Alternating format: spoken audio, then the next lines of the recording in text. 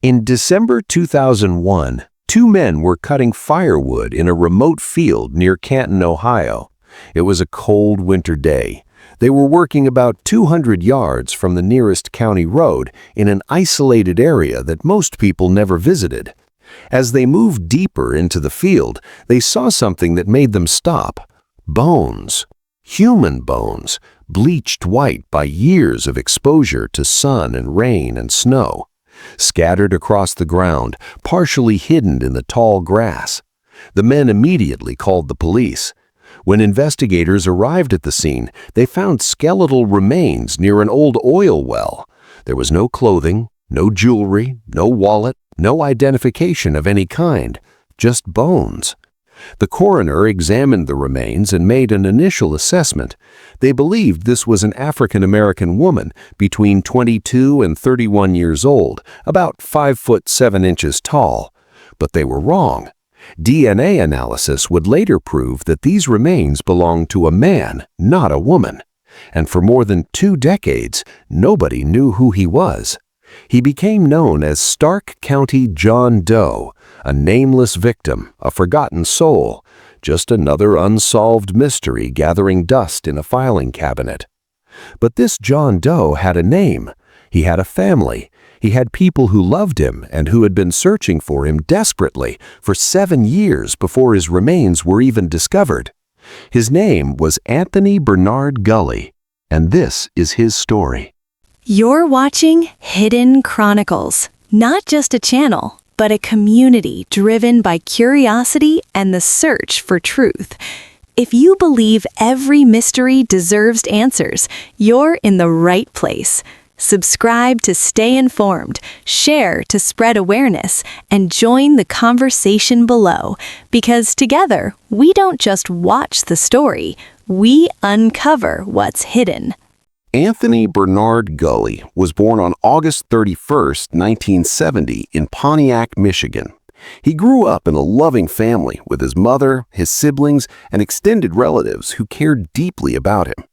His younger sister Elizabeth would later describe him as a big brother who was protective, funny, and full of life. Anthony was the kind of person who lit up a room when he walked in. He had a smile that people remembered. He had a warmth about him that made people feel comfortable. By his early 20s, Anthony was a young father. He had children, he had responsibilities, and he was trying to build a stable life for himself and his family. In September 1994, Anthony was 24 years old. He was working as a porter at a car dealership in Pontiac. It wasn't a glamorous job, but it was honest work, and Anthony showed up every day. He was reliable. He was responsible. His employers and coworkers knew they could count on him. He lived in Pontiac, Michigan, a city located about 30 miles northwest of Detroit. Pontiac had once been a thriving industrial city, home to General Motors factories and a booming economy, but by the 1990s, like many Rust Belt cities, Pontiac was struggling. Jobs were disappearing, poverty was rising, crime was increasing. It was a tough place to live, but it was home, and Anthony was doing his best to navigate life there. Monday, September 11th, 1994. It was supposed to be just another normal workday for Anthony Gulley. He had a shift at the car dealership where he worked as a porter. His job involved moving cars around the lot, keeping the dealership organized, helping customers, doing whatever needed to be done. It wasn't exciting work, but Anthony took it seriously. He needed the paycheck. He needed the stability. But that Monday morning, Anthony didn't show up for work. His employer waited. They called his house. No answer. They waited longer. Still no Anthony. By the end of the day, they knew something was wrong. Anthony wasn't the type to skip work without calling. He wasn't the type to just disappear. When Anthony still hadn't shown up by Tuesday, his family started to panic. They called everyone they could think of, friends, relatives, anyone who might have seen him or talked to him recently. Nobody knew where he was. And then, on Tuesday, September 12, 1994, came a discovery that would turn concern into terror.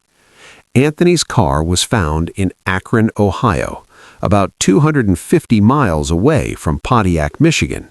And the car wasn't just abandoned, it had been burned, completely destroyed by fire. The vehicle was a rental car that Anthony had been using, and now it was a charred shell sitting in a parking lot in Akron. No sign of Anthony, no explanation for why his car was there or what had happened to him. Just a burned-out vehicle and 1,000 unanswered questions. When Anthony Gulley was officially reported missing on September 11, 1994, the Pontiac Police Department opened an investigation. And what they discovered was deeply troubling. According to news reports from that time period, police suspected foul play almost immediately. They believed Anthony may have been murdered, but they had no body, no crime scene, no physical evidence, just a missing man and a burned car in another state. Investigators tried to piece together Anthony's final days. They interviewed his family, his friends, his co-workers, anyone who had seen him recently. They tried to trace his movements. They tried to understand why his rental car would end up burned in Akron, Ohio, a city he had no known connection to. As the investigation progressed, police began focusing on a suspect, a man named George Frederick Washington, known to friends and acquaintances as Ricky Washington. Ricky Washington was 22 years old in September 1994. He had grown up in Akron, Ohio, but was living in Michigan at the time Anthony disappeared, and according to investigators, Ricky Washington was a dangerous man. He was wanted for multiple serious crimes, 2 rapes, and armed robbery. He was a violent offender who was actively evading law enforcement, and police believed he was connected to Anthony Gulley's disappearance. The theory that investigators developed was this: Ricky Washington had killed Anthony Gulley in Pontiac, Michigan. Then, knowing he needed to dispose of the body, Washington had driven Anthony's remains back to his hometown area of Akron, Ohio. He had dumped the body in a remote location somewhere in northeastern Ohio, and then he had burned Anthony's car to destroy evidence. For 18 days after Anthony Gulley disappeared, Ricky Washington was on the run. Police were actively searching for him. They knew he was dangerous. They knew he was wanted for multiple violent crimes, and they believed he was responsible for Anthony's death. On September 30th, 1994, law enforcement officers located Ricky Washington. They moved in to take him into custody, but Washington had no intention of being arrested. As police closed in on him, Ricky Washington took his own life. He committed suicide right there, in that moment, as officers were trying to apprehend him. And with Ricky Washington's death, any hope of getting answers about what happened to Anthony Gulley seemed to die as well. Washington would never confess. He would never tell investigators where he had hidden Anthony's body. He would never explain why he had killed him or how it had happened. He would never face trial. He would never be held accountable. The case against him was circumstantial. Strong, yes, but circumstantial. Police couldn't prove he had killed Anthony without a body. They couldn't prosecute a dead man. And so the case began to go cold. Investigators believed they knew who had killed Anthony Gulley. They believed they knew roughly where his body might be located, somewhere in the lakes or wooded areas near Akron, Ohio.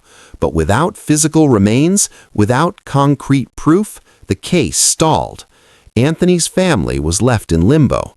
They had been told by police that their son, their brother, their father was probably dead, that he had probably been murdered, that his killer had taken his own life before facing justice, but they had no body to bury, no grave to visit, no closure, just the agonizing uncertainty of not knowing for sure.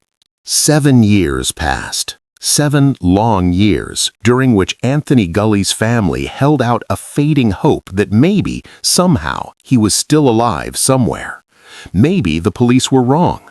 Maybe he had left voluntarily and would come back someday. Maybe there was still a chance. On December 22, 2001, that hope died. 2 men were cutting firewood in a rural area of Canton Township, Ohio. They were working in a remote field, several hundred yards from the nearest road, in an area that saw very little human activity. The field had last been plowed in 1996, and since then it had been left mostly untouched. As the men worked, they made a grim discovery. Human remains. Skeletal remains, completely bleached by years of exposure to the elements. The bones were scattered across the ground, disturbed by wildlife over the years. There was no clothing, no jewelry, no wallet or identification, nothing to indicate who this person had been in life. The men immediately contacted the Stark County Sheriff's Office. Investigators and the county coroner responded to the scene. They carefully collected the remains and began the process of trying to identify this unknown person. The location where the remains were found was significant. It was near an oil well on Trump Avenue Southeast in Canton Township. This was in Stark County, Ohio, not far from the city of Akron. It was exactly the type of remote, isolated location where someone might dump a body if they wanted to ensure it would never be found. When forensic experts examined the skeletal remains found in December 2001, they faced significant challenges. The bones had been exposed to weather and wildlife for years. Soft tissue was completely gone. Any clothing or personal items that might have been with the body had decomposed or been scattered. All that remained was bone. A forensic anthropologist examined the remains and made initial assessments based on the physical characteristics of the skeleton. Based on bone structure and morphology, they determined that the remains belonged to an African-American person.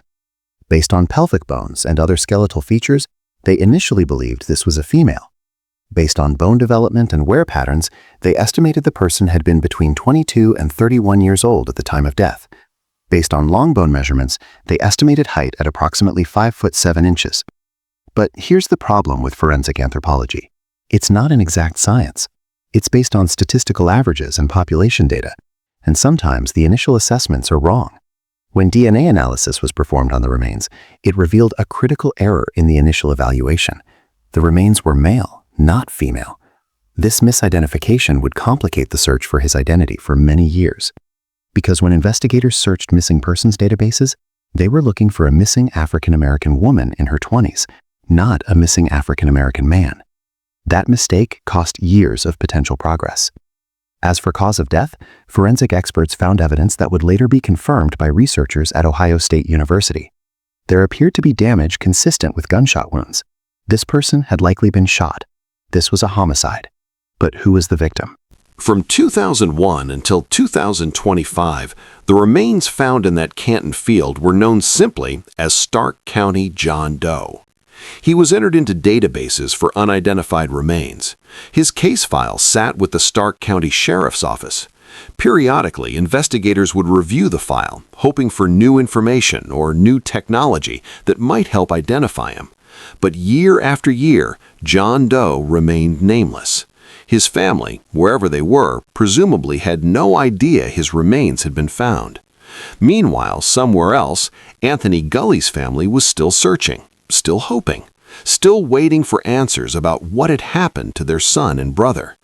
They didn't know that his remains had been discovered in 2001. They didn't know that he was lying in a coroner's office in Ohio, unidentified and unclaimed.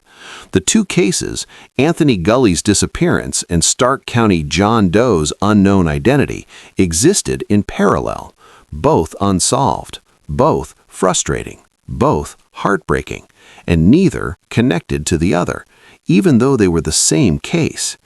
This is one of the great tragedies of cold cases and unidentified remains. Sometimes the pieces of the puzzle exist, but they're scattered across different jurisdictions, different databases, different filing cabinets. Nobody realizes they fit together. In this case, Oakland County Sheriff's Office in Michigan had Anthony Gulley's missing person file. After the Pontiac Police Department was disbanded in 2011, all of their records had been transferred to the Oakland County Sheriff. They knew Anthony had disappeared in 1994. They knew his car had been found burned in Akron. They suspected he had been murdered, but they had no body. And in Ohio, Stark County had a body. They knew John Doe had been found in 2001. They knew he was an African-American man. They knew he had likely been shot. But they had no name. The connection between the two seemed obvious in retrospect, but at the time, it wasn't. In September 2023, the Stark County Sheriff's Office made a decision that would finally break this case open. They decided to do something they hadn't done before.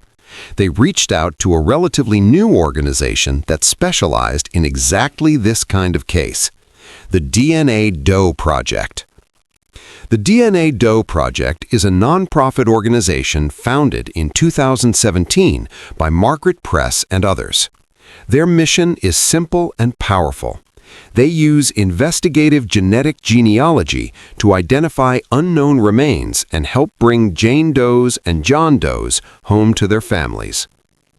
Investigative genetic genealogy is a technique that combines traditional DNA analysis with family tree research. Here's how it works. DNA is extracted from the unidentified remains. That DNA is then processed and uploaded to publicly accessible genealogy databases like GEDmatch and Family Tree DNA. These are the same databases that millions of people use to research their ancestry and find distant relatives. When the DNA from the unknown remains is uploaded, the system searches for genetic matches. It looks for people in the database who share DNA with the unknown person. These matches are usually distant relatives, third cousins, fourth cousins, people who share a common ancestor several generations back.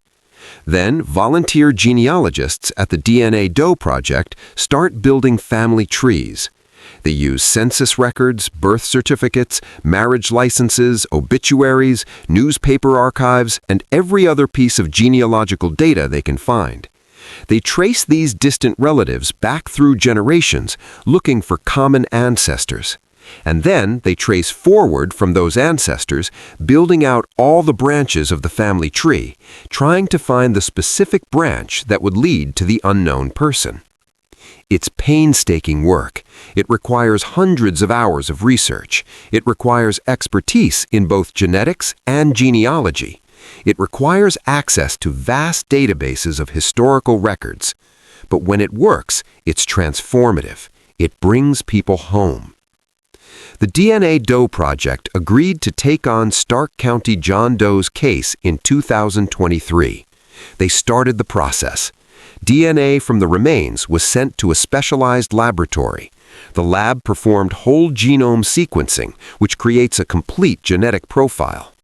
Then the data was processed by bioinformatics experts who prepared it for upload to the genealogy databases. And then the waiting began. Because there's always a backlog. Cases wait in line for lab time. This is volunteer work. This is a nonprofit organization running on donations. They're doing this for free because they believe every person deserves their name back. Every family deserves closure. Stark County John Doe's case spent 9 months in the lab pipeline, 9 months of preparation and processing and waiting. But once the DNA was finally uploaded to the genealogy databases in 2024, everything moved very, very fast. When the DNA profile from Stark County John Doe was uploaded to GEDmatch and Family Tree DNA, the DNA Doe Project team began their genealogical research. And they got lucky. Despite having some challenges with distant relatives and incomplete family records, the team found enough genetic matches to start building a picture of John Doe's family tree. They worked through the weekend. A group of volunteer investigative genealogical genealogists gathered for a retreat in Texas focused on this case. They followed genetic breadcrumbs. They built family trees. They cross-referenced records. They narrowed down possibilities. And within 24 hours of starting their genealogical research, they had a name: Anthony Bernard Gulley. Born August 31, 1970, missing from Pontiac, Michigan since September 1994. The team leader, Margaret Press, who co-founded the DNA Doe Project, would later say, "Sometimes the DNA relatives are all distant, but we luck out with good records. Sometimes the opposite is true, as was the case this time." Despite those challenges, the team pulled through. Another investigator on the case, Ted Weinel, made an additional discovery as they zeroed in on Anthony Gulley's identity. He found news reports from 1994, articles about a missing man from Pontiac named Anthony Gulley, articles that named him as a potential murder victim of George Frederick Washington, articles that explained that Washington had died by suicide when confronted by police. Weinel later said, "We discovered that the assumed murderer of Anthony Gulley killed himself when confronted by the police." Everything clicked into place. The missing man from Pontiac, the burned car found in Akron, the suspect who grew up in Akron and was living in Michigan, the remains found near Canton, not far from Akron, the timeline matching up perfectly. It all made sense. But they still needed confirmation. You can't identify human remains based solely on genealogy and circumstantial evidence. You need direct DNA comparison. When the DNA Doe Project team identified Anthony Bernard Gulley as the likely match for Stark County John Doe, they contacted law enforcement. They shared their research with the Stark County Sheriff's Office and the Oakland County Sheriff's Office in Michigan. Investigators then had to take the final, critical step. They needed to obtain DNA samples from Anthony Gulley's living relatives for direct comparison. Sergeant Dawn Johnson from the Stark County Sheriff's Office was assigned to make contact with the family.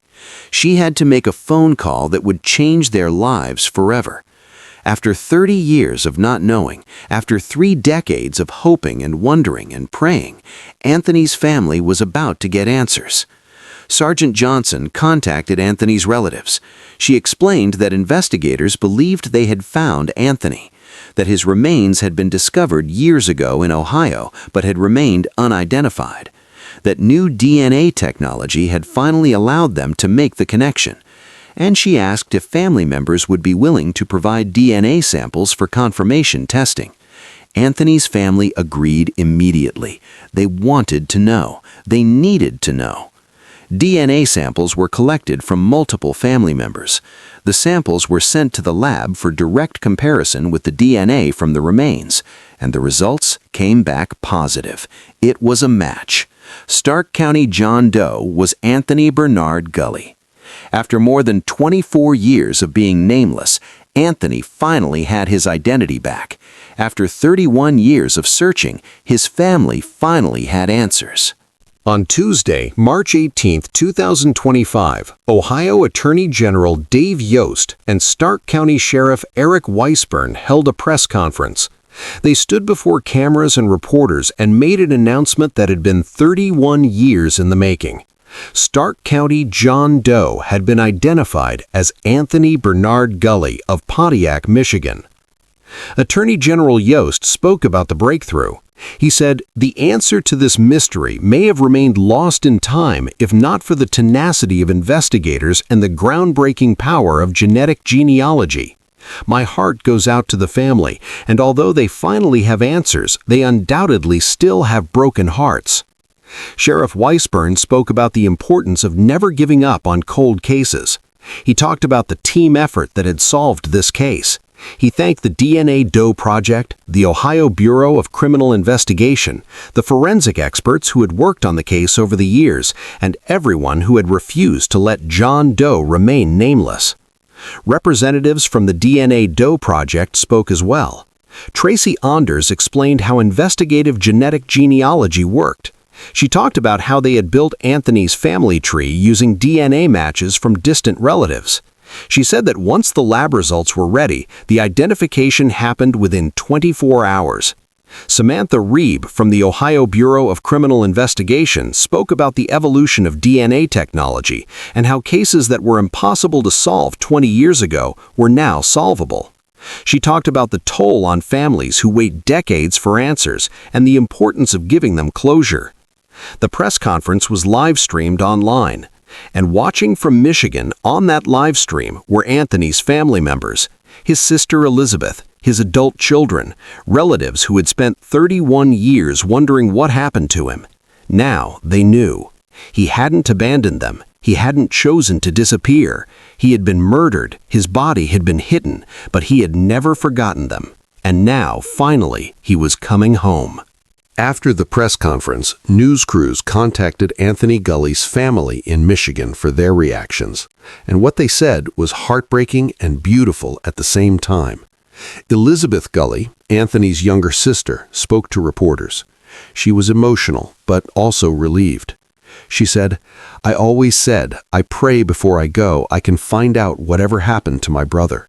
I wanted some answers. I wanted some closure." She talked about what it meant to finally know. She said, "It's one thing to not come home at night and then you pop up the next day, but to not come home and just never come back, that's a whole different type of mystery, pain." She described the moment when investigators told her they had identified Anthony's remains. She said, "I shed a few tears, but it was more of finally. It didn't seem real. It felt like in the moment I was living like a CSI moment." Elizabeth also spoke about the long wait. 31 years is more than half a lifetime. She was a young woman when her brother disappeared. Now she was in her 50s. She had spent the majority of her life not knowing what happened to him. She said, "To finally get to this point is just like breathing. To be able to say this is real, this has happened, and it is him. We can have some peace. You can never have complete peace, but some peace." Anthony's adult children also spoke to the media. His daughter, Tamara Carroll, and his son, Amir Williams, had been just 3 and 4 years old when their father disappeared. They had virtually no memories of him. They had spent their entire conscious lives without him. Williams said, "It's life-changing. It's something that you just never think you're going to receive. It's a different type of weight lifted off our shoulders." Carol added, "We've had to spend, again, over 30 years just trying to cling to each other." In her interviews with reporters, Elizabeth Gulley made an important point. She said that while the identification was a huge step forward, the family wouldn't have complete closure until Anthony's remains were actually brought back to Michigan. She said, "He's not home with us yet. When he's here, his remains are here, then maybe I can use the word closure." The family was planning to have Anthony's remains transported from Ohio to Michigan within a month of the identification. They wanted to hold a proper funeral. They wanted to bury him with dignity. They wanted to have a place where they could visit him, where they could leave flowers, where they could remember him. For 31 years, they hadn't been able to grieve properly. They hadn't been able to have closure. They had been stuck in limbo, not knowing if Anthony was alive or dead, not knowing if they would ever get answers. Now they knew. He was gone. He had been gone since September 1994. But at least now they could bring him home. Sheriff Weisburn understood this. In an interview, he said, "Just to get that closure, nobody's going to be able to bring him back. No one is expecting that. I know that. But the family needs us. That's what this work is really about. It's not just about solving cases. It's not just about clearing files off of desks. It's about families. It's about giving them the chance to finally grieve, to finally heal, to finally move forward." Now that Anthony Gulley had been identified, investigators could finally speak publicly about what they believed had happened to him. The theory they had developed back in 1994 was this. Anthony Gulley had been murdered in Pontiac, Michigan by George Frederick Washington, also known as Ricky Washington. Washington had shot Anthony. Investigators believe Anthony was shot twice, based on forensic evidence found on his remains. After killing Anthony, Washington had disposed of his body. He drove from Michigan to northeastern Ohio, back to the area where he had grown up. He dumped Anthony's body in a remote field near Canton. He may have chosen that specific location because he was familiar with the area, because he knew it was isolated, because he knew a body left there might never be found. Then Washington drove Anthony's rental car to Akron and set it on fire to destroy evidence. He probably thought that burning the car would eliminate any forensic evidence linking him to the crime. He probably thought that without a body, without physical evidence, he would never be caught. But by September 30th, 1994, just 19 days after Anthony disappeared, police had connected Washington to the case. They knew he was dangerous. They knew he was wanted for other violent crimes, 2 rapes, and armed robbery. They were actively hunting for him. And when they finally located him and moved in to arrest him, Washington chose to end his own life rather than face justice. At the March 18, 2025 press conference, authorities confirmed that they believed Washington was responsible for Anthony's murder. They said that investigators believe Washington fatally shot Gulley in Michigan, then returned to Northeast Ohio to dispose of his body. And they noted the tragic irony that has haunted this case for 3 decades. Washington died by suicide on September 30th, 1994, less than 3 weeks after he killed Anthony, which means that the answers to when exactly Anthony died, how it happened, why Washington killed him, and why his body ended up in that specific field in Canton, all of those answers likely died with Washington in 1994. There will never be a trial. There will never be a full confession. There will never be complete justice, because the perpetrator is long dead. This case is a perfect example of how advances in DNA technology and genealogy have revolutionized cold case investigations. Back in 2001, when Anthony Gulley's remains were first discovered, investigators tried to identify him using the tools available at that time. They had his DNA, they ran it through law enforcement databases like CODIS, the Combined DNA Index System. They were looking for a match to a known person, but there was no match. Anthony Gulley's DNA wasn't in any law enforcement database. He had never been arrested for a crime that would have required a DNA sample, so the traditional DNA database search came up empty. Without a name, without a way to identify him, John Doe went into a filing cabinet. His case went cold. But in the 20 years between 2001 and 2023, the world of genetic genealogy exploded. Companies like Ancestry.com and 23andMe became hugely popular. Millions of people began uploading their DNA to genealogy websites, hoping to learn about their ethnic heritage, find distant relatives, or solve family mysteries. And in 2017, a group of volunteers realized that this vast collection of genetic data could be used for something else. Identifying unknown remains, solving cold cases, bringing Jane Does and John Does home to their families. The DNA Doe Project was born, and in 2018, law enforcement got a dramatic demonstration of what investigative genetic genealogy could accomplish. That was the year the Golden State Killer was identified and arrested after decades of evading capture using this exact technique. Suddenly, everyone in law enforcement realized that old cases, cold cases, cases with unidentified remains, cases that had seemed unsolvable, could now potentially be solved. All they needed was DNA, and they needed someone with the expertise to do the genealogical research. That's what happened with Anthony Gulley. His DNA had been sitting in a lab since 2001, but it wasn't until 2023 that investigators sent it to the DNA Doe Project, and it wasn't until 2024 that it made it through the lab pipeline and got uploaded to genealogy databases. And once it was uploaded, the identification happened in just 24 hours. 24 hours! After 24 years of being nameless, it took just 24 hours of focused genealogical research to give him his name back. That's the power of this technology. Anthony Gulley's case is not unique. The DNA Doe Project has solved dozens of cases. They've identified remains that had been unidentified for decades. They've brought closure to countless families. And Stark County itself has seen this success before. At the press conference announcing Anthony's identification, officials mentioned another case, Michael Leach. Leach's remains were found in a remote area of Pike Township in Stark County in 2020. He remained unidentified until the DNA Doe Project helped investigators identify him in 2024.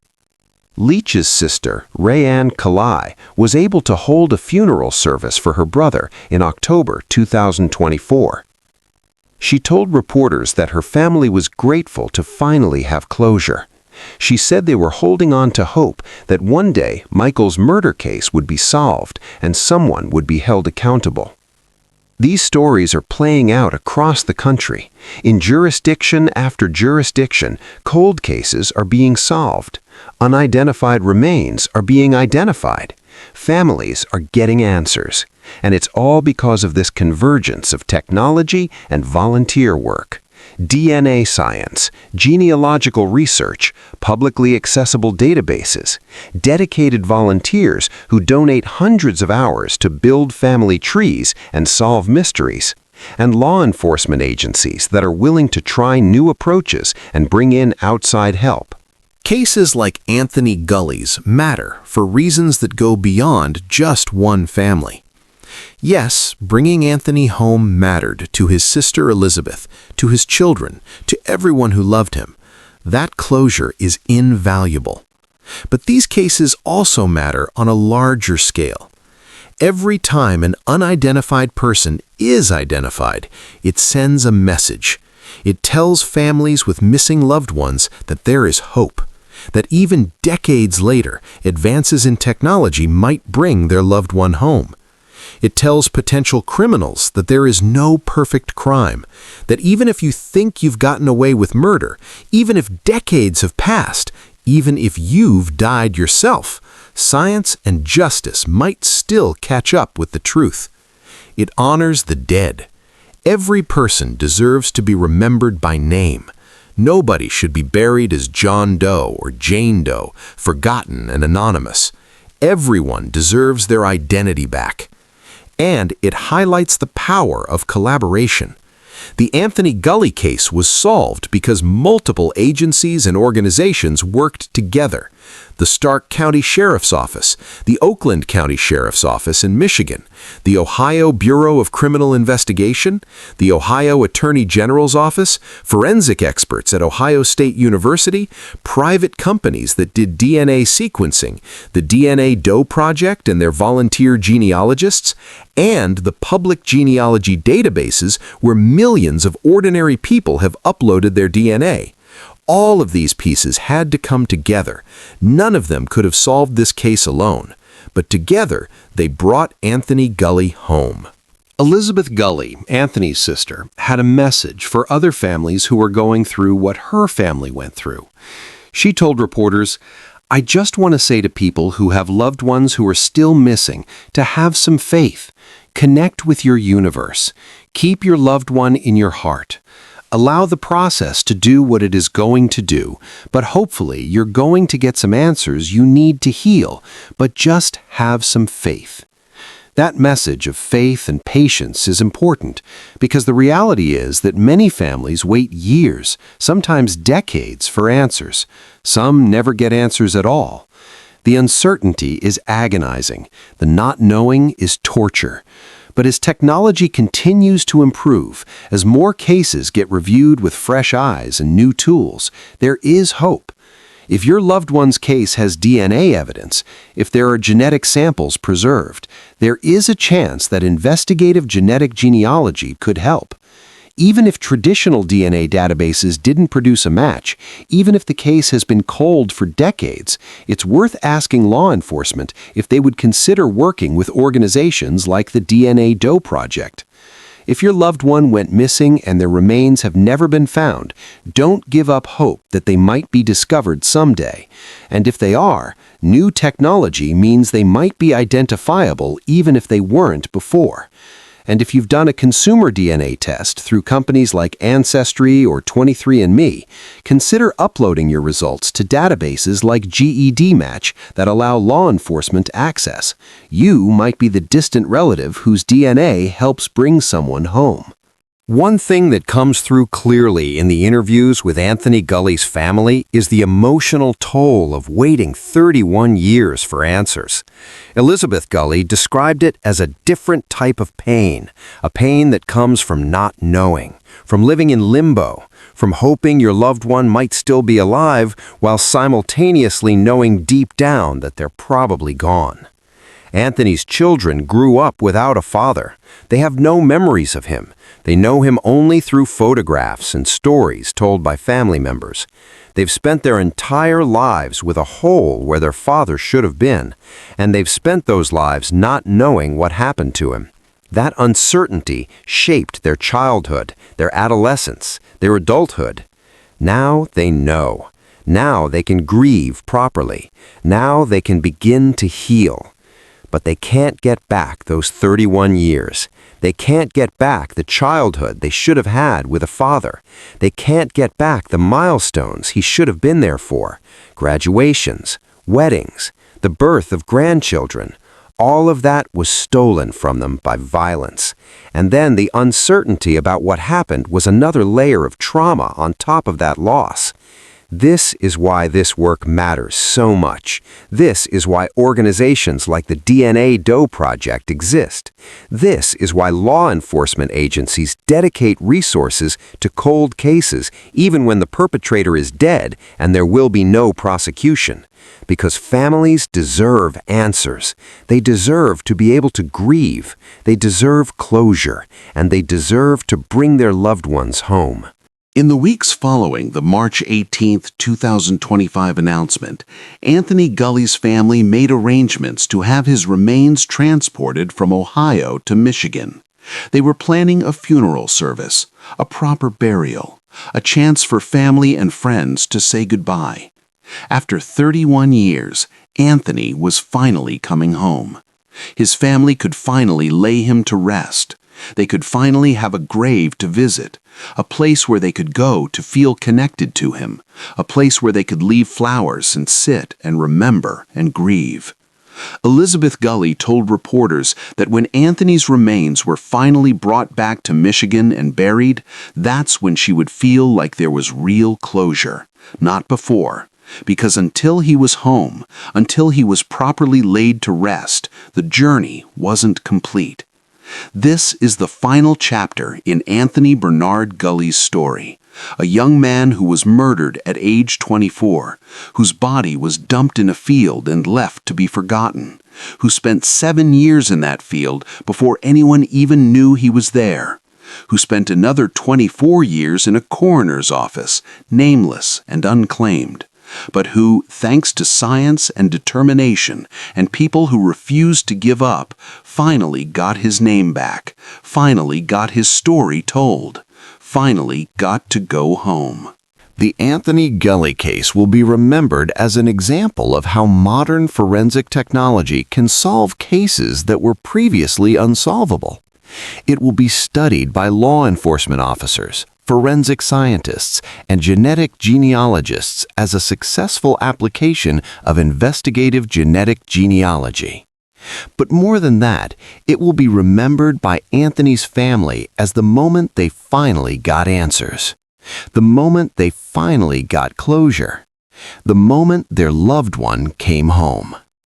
And for the thousands of other families across America who have missing loved ones, who have unidentified remains, who are waiting for answers, this case offers hope.